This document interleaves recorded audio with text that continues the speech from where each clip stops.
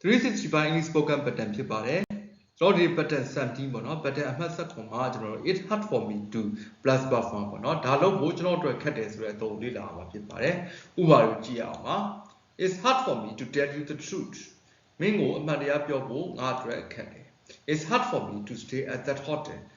အဲ့ hotel မှာထဲဖို့ငါအတွက်ခက်တယ် it's hard for me to marry her သူမကိုလက်ထပ်ဖို့ငါအတွက်ခက်တယ် it's hard for me to come to your party in time မင်းရဲ့ party ကိုချိန်မီရောက်ဖို့ငါအတွက်ခက်တယ်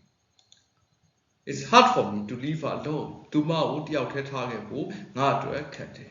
it's hard for me to explain the matter to you in great detail ဒီကိစ္စကိုမင်းကိုအသေးစိတ်ရှင်းပြဖို့ငါအတွက်ခက်တယ်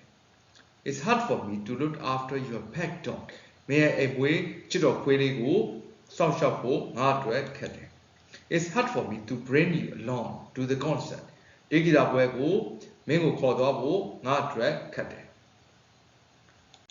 ဒါတော့ကျွန်တော်တို့ pattern 17ကိုလေ့လာခဲ့တာဖြစ်ပါတယ် it hard for me to plus verb 1เนาะတခုလို့ပို့ဒါလို့ပို့ငါအတွက်ခက်တယ်ဆိုတဲ့အဓိပ္ပာယ်ဖြစ်ပါတယ်လူနာဝါကြလေးတွေကိုလိုက်ဖတ်ကြည့်ပါ